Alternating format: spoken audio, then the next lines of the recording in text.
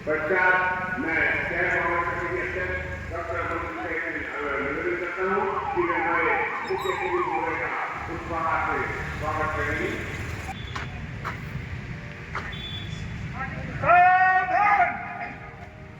झंडा गीत शुरू करेंगे।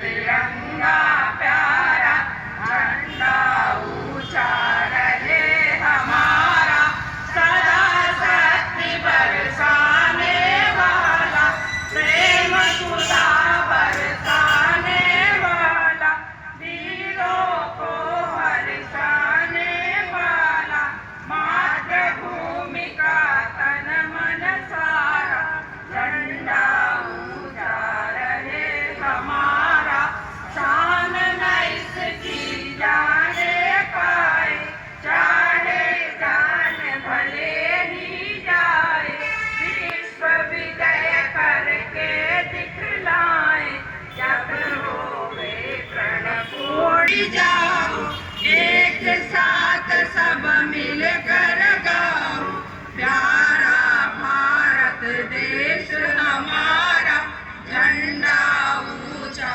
रहे हमारा, विजयी विश्व तिरंगा प्यारा। भारत माता की जय, भारत माता की जय, भारत माता की जय, जय मातरम।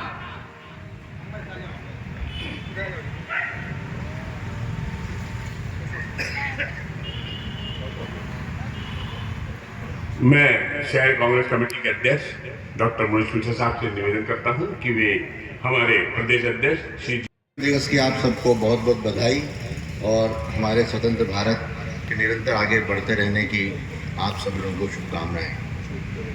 आदरणीय जवेरी भैया, जिला कांग्रेस ग्रामीण के अध्यक्ष भाई अजय ओझा जी, सम्माननीय सेवादल अध्यक्ष, महिला कांग्रेस अध्यक्ष, युवक कांग्रेस अध्यक्ष, पार्षद साथियों तथा मेरे साथ जितने भी कांग्रेस के सदस्य हम लोग यहाँ खड़े हुए हैं, कर्मचारी कार्यकर्ता लोग, मैं उन सबका स्वागत अभिनंदन करता हूँ। और विशेष तौर से हमारे सामने खड़े हुए जो नन्हे मुन्ने बच्चे हैं जवाहर स्कूल सोसाइटी के द्वारा यहाँ आए हुए हैं, मैं उनका भी अभिनंदन करता हूँ और अपेक्षा करता हूँ कि वो आगे आने वाले वर्षों में हमसे ज़्यादा अच्छा गणतंत्र दिवस देखेंगे और इस भारत देश को आगे बढ़ाएंगे। मैं श्री जीतू पटवारी जी, जो हमारे प्रदेश अध्यक्ष हैं, उनके इसका संदेश का वाचन करता हूँ। सम्मानित प्रदेशवासियों, सर्वप्रथम 76वें गणतंत्र दिवस की हार्दिक शुभकामनाएं और बधाई।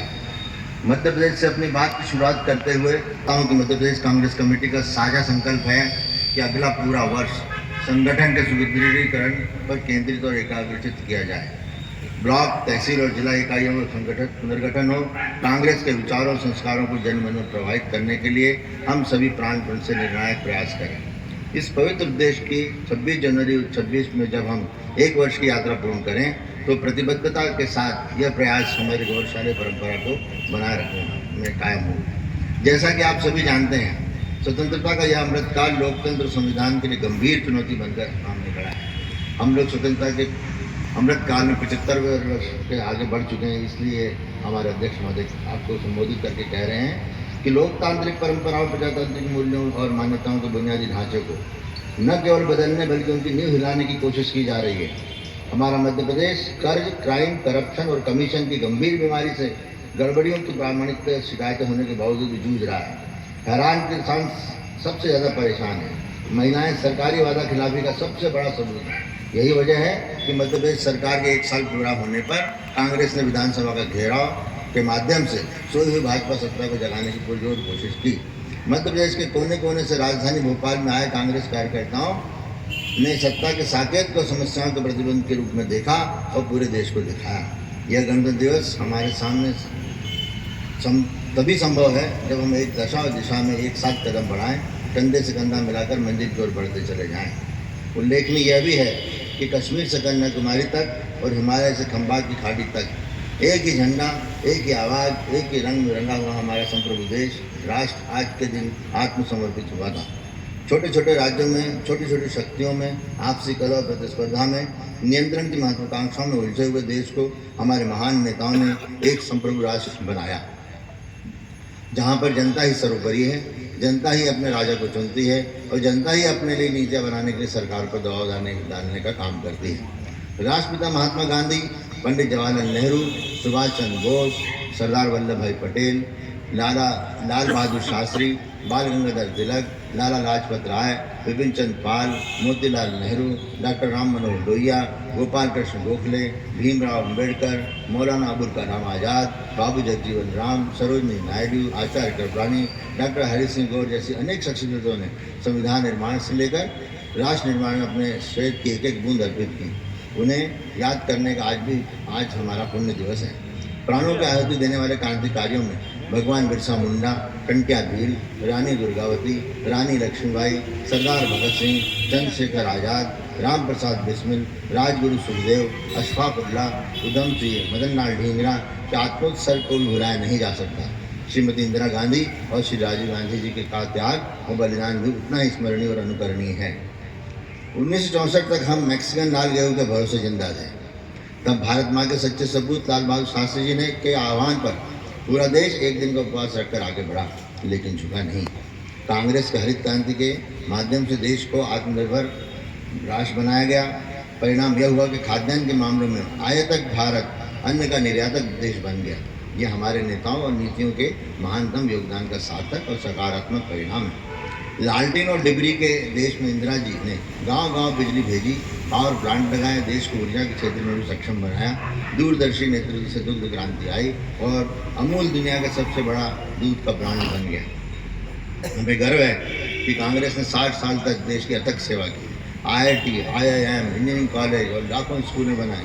केंद्रीय विद्यालयों, नए स्कूलों से गुणवत्तापूर्ण शिक्षा को मजबूत किया। स्टील प्लांट्स, खाद, car, truck, mobile phone, electronic उपकरणों के कारखाने, बांध, सड़क, अस्पतालों का भी जाल बिछा। बेल, रेल, गेल, इसरो, बाबा जैसी संस्थाओं से भारत का विश्व में नई पहचान दिखाई। लेकिन आज देश चीन ने हमारे लद्दाख के कुछ क्षेत्रों में नई गाउंटें बनाकर चीन का विस्तार कर दिया है। आज समय है कि संसदीय नेतृत्व 56 इंच का सीना दिखाकर सीमा की रक्षा करें। चुनौती यह भी है कि जनता कैसे सामूहिक रूप से इस बात का विरोध दर्ज कराए कि चुने हुए सैकड़ों सांसदों को संसद से बाहर कर बिना विमर्श के कानून न बनाए जाए, बहुमत को जनमत के दमन का औजार न बनाया जाए, स्वतंत्र रूप से काम करने वाले संवैधानिक संस्थाएं भंगु बनाई जा रही हैं, मौलिक अधिकार चुनौतियों का सामना कर रहे हैं, महंगाई आजीविका पर हमलावर है, बेरोजगारी से करोड़ों नौजवान व्यवस्था का जीवन जी रहे हैं। इंदिरा जी ने बैंकों के राष्ट्रीयकरण से पूंजी तक गरीबों को पहुँचाई, क्लास बैंकिंग को मास बैंकिंग तक पहुँचाया। आज देश की उसी आर्थिक शक्ति को निजीकरण के माध्यम से पूंजी के अधिकार की तरफ धकेला जा रहा है। किसान कर्जे में दबा है, पूंजीवादियों को लाखों करोड़ के कर्जे बट्टे खाते में डाले जा रहे हैं, आम नागरिकों को गरीब बनाकर चंद हाथों में देश की पूंजी सीमित की जा रही है। सच यह है, सर्वधर्म समभाव हमारे संविधान का मूल संदेश है। सभी धर्मों का आदर हमारी संस्कृति है। लेकिन अब देश में एक ऐसी विचारधारा को बढ़ाया जा रहा है जिसमें एक धर्म, एक पंथ, एक नेता को मजबूत करने की बात की जाती है। समानता की राजनीतिक संस्कृति वाले हिंदुस्तान की कल्पना इससे सबसे ज़्यादा आहत होती है। बराबरी की इस विरासत को बचाने के लिए आज श्री राहुल गांधी जी भारत जोड़ो न्याय यात्रा देश के करोड़ों लोगों ने समर्थन दिया है। मणिपुर की लाखों की आबादी एक त्रासदायी जीवन जीने के विवश है। महिलाओं की इज्जत सड़कों पर तार-तार हो रही है, लेकिन इस आग को बुझाने के कोई प्रयत्न दिखाई नहीं दे रहे हैं। देश के सामने भी सबसे बड़ा सवाल यही है कि न्याय कहाँ है। करोड़ों नौजवान बेरोजगार हैं, क्या उन्हें काम नहीं चाहिए? महंगाई ने 81 करोड़ लोगों की गरीबी के दलदल में धकेल दिया है, क्या उन्हें आजीविका के साधन नहीं चाहिए? यही करोड़ों नागरिक आज जब न्याय के लिए लालायित थे, तब राहुल जी उनकी आवाज़ बनकर जन जन के मन में समाये उदारता और समान न्याय वाली मूल दृष्टि लेकर बलात्कारियों को अवैधानिक तरीके से सजा माफी दिलाने के लिए और अपराधियों को शारीरिक रूप से दंडित करने के लिए उत्सुक हैं। आज संविधान बनाने वाले महापुरुषों का अपमान किया जा रहा है, संवैधानिक संस्थाओं की सहायता से समझौता किया जा रहा है।